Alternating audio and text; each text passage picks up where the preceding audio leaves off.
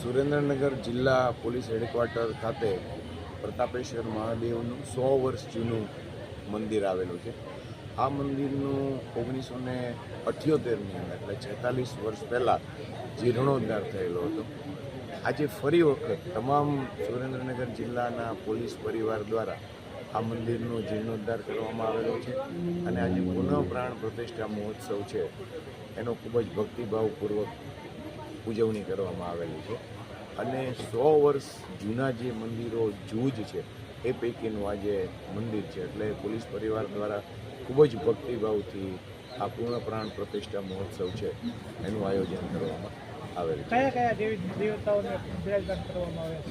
આની અંદર તમામ જે અગાઉ દિશાઓના દેવતાઓ છે, માતાજી છે, ગણપતિ મહારાજ છે, હનુમાનજી મહારાજ છે સહિતની તમામ મૂર્તિઓ છે એનું આજે સ્થાપન કરવામાં આવેલું છે અને ભગવાન શ્રી